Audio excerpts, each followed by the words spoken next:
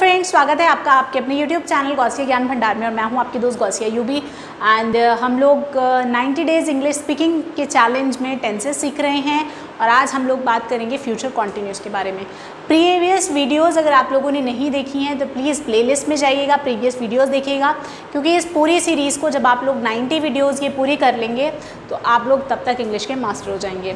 तो ये मेरा आपसे प्रॉमिस है। लेकिन आपको क्या करना है, प्रैक्टिस करनी है, वीडियोस देखिए, अपने नोट्स बनाइए, जो वीडियो में बताया जा रहा है उसकी प्रैक्टिस कीजिए। साथ ही साथ क्या कीजिए, आप लोग अपने कंफर्टेबल जोन से बाहर निकलिए, यानी कि इंग्लिश बोलने की आदत डालिए। हम लोगों को अपनी नेटिव लैंग्वेज बोलने का जो है आदत होती है, हम लोग उस कंफर्टेबल जोन में होते हैं, जिसकी जो भी लैंग्वेज है, हिंदी, पंजाबी, गुजराती, जो भी है, हम लोग क्या करते हैं उस लैंग्वेज के स्पीकर होते हैं तो हम उसी में कंफर्टेबल फील करते हैं और उससे बाहर नहीं निकलना चाहते कंफर्टेबल जोन से, लेकिन शिकायत करते रहते हैं कि हमें इंग्लिश बोलनी नहीं आ रही है। तो इंग्लिश बोलनी हमें तभी आएगी जब हम लोग अपने कंफर्टेबल जोन से बाहर निकलेंगे।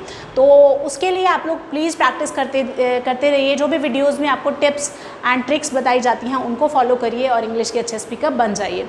तो जल्दी से सीखते हैं आज की टेंस को, आज की वीडियो को। पर अगर आप लोगों ने चैनल को सब्सक्राइब नहीं किया है तो जल्दी से चैनल को सब्सक्राइब कीजिए। वीडियो अगर पसंद आए तो इसे लाइक कीजिएगा और शेयर करना भी मत भूलिएगा। तो आज हम लोग फ्यूचर कॉन्टिन्यूस टेंस सीख रहे हैं।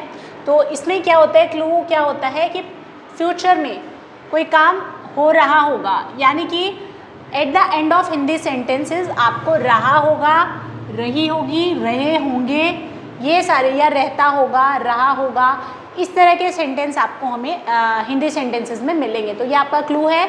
आपको क्या याद रखना होता है, जब भी आप कोई टेंस बनाते हैं तो आपको उसकी पहचान पता होनी चाहिए और साथ ही साथ उसको किस तरह से उसका स्ट्रक्चर होता है, क्या रूल होता है उसको बनाने का। तो पहचान हमें पता चल गई परफेक्ट, ही फ्यूचर कॉन्टिन्यूस की पहचान क्या होती है वो हमें पता चल गई। अब बात करते हैं रूल्स के बारे में। तो स्ट्रक्चर होता है, सबसे पहले पॉजिटिव की बात कर रहे हैं, सबसे पहले सब्जेक्ट लगाएंगे, उसके बाद हेल्पिंग वर्ब का यूज़ करेंगे। विल और शैल हमारी हेल्पिंग वर्ब है, इनमें से एक को चूज़ करना होता है। हमें पता है जहाँ पर आई और वी होता है वहाँ पर हम लोग शैल लगाते हैं। ये सिर्फ ग्रामर में रूल रह गया है, अदरवाइज़ दोस्तों आजकल मॉडर्न इंग्लिश में, स्पोकन इंग्लिश में अगर हम लोग बात करें तो इसका यूज़ खत्म हो गया है। मीन्स आप कहीं पर भी विल लगाओ, कहीं पर भी शैल लगाओ, नो प्रॉब्लम एट ऑल, यानी कि आई और वी के साथ भी आप लोग विल लगा सकते हैं। ओके, उसके बाद हमें बी ऐड करना है। कॉन्टिन्यूस सेंटेंस में हम लोग बी ऐड करते हैं। देन वर्ब की आईएनजी फॉर्म, आपको ये बात याद रखनी है, कोई भी कंटिन्यूस टेंस होगा वहाँ पर हमें वर्ब की आईएनजी फॉर्म का ही यूज़ करना होता है। उसके बाद हम लोग बात करेंगे ऑब्जेक्ट की, ठीक है, उसके बाद ऑब्जेक्ट आ जाता है, ठीक है। तो एग्जाम्पल देखिए, मैं कल इस समय दिल्ली जा रहा हूँगा। तो रहा हूँगा, इससे पता चल गया कि ये फ्यूचर कॉन्टिन्यूस का टेंस है, इसलिए हम ये वाले रूल फॉलो करेंगे। तो सबसे पहले कहा सब्जेक्ट लगाओ, तो मैंने लगाया मैं यहाँ पर सब्जेक्ट है तो हमने यूज़ किया आई, ठीक है, सब्जेक्ट यूज़ किया आई। उसके बाद आई के साथ में देखो मैंने आपको मेंशन किया है कि शेल लगाओ, तो आई के साथ हमने शेल लगा दिया, हेल्पिंग वर्ब। उसके बाद बी ऐड करना है, आई शेल बी हो गया।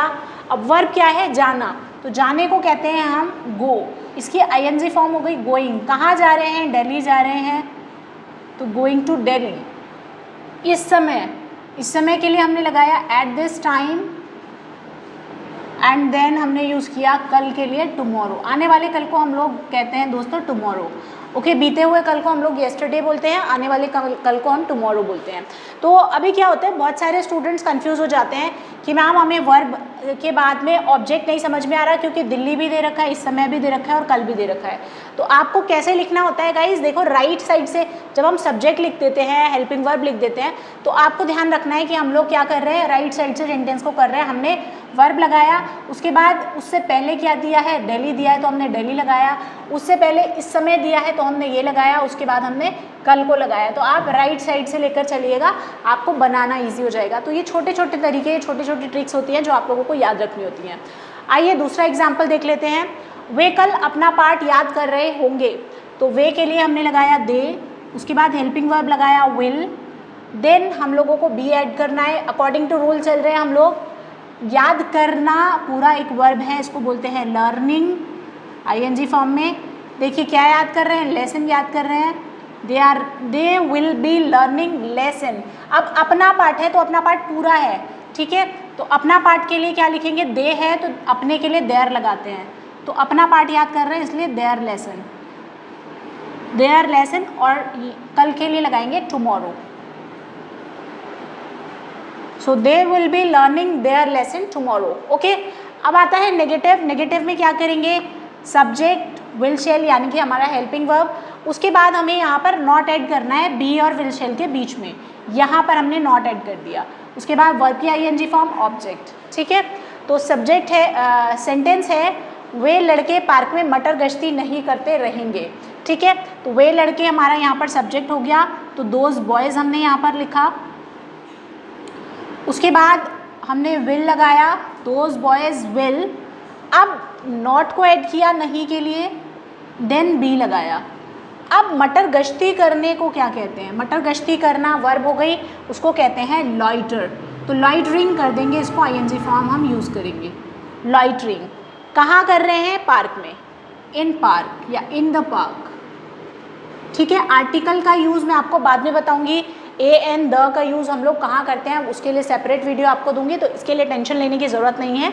तो those boys will not B loitering in the park. Next is चपरासी इस समय सो नहीं रहा होगा।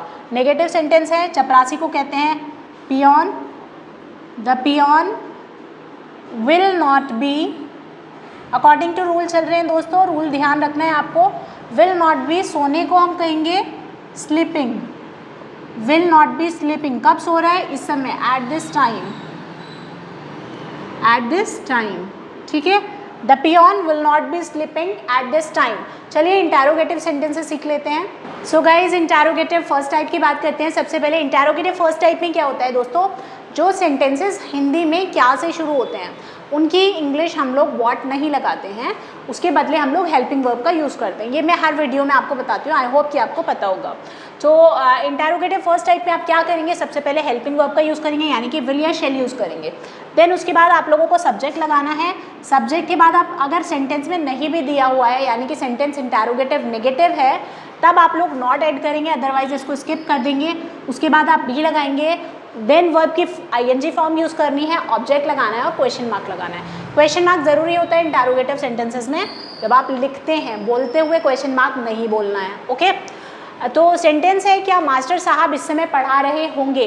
तो देखिए मास्टर साहब सिंगुलर है यहाँ पर, मतलब सिंगुलर मीन्स हम लोगों ने बात की है जहाँ पर भी आई और वी होगा वहीं पर हम लोग शेल लगाएंगे। तो बाकी सबके साथ हमें विल लगाना है, तो यहाँ पर हमने यूज़ किया विल का। मास्टर साहब में द टीचर हम लोगों ने लिखा विल द टीचर, ठीक है। अब हमें क्या करना है, नॉट तो है ही नहीं, उसके बाद हमने इसको स्किप कर दिया और बी लगा दिया। अब वर्ब की आईएनजी फॉर्म में पढ़ाना, तो टीचिंग, पढ़ाने को हम लोग टीचिंग कहते हैं। एट दिस टाइम, इस समय के लिए हम लोगों ने एट दिस टाइम को यूज़ किया, at this time and then question mark, okay.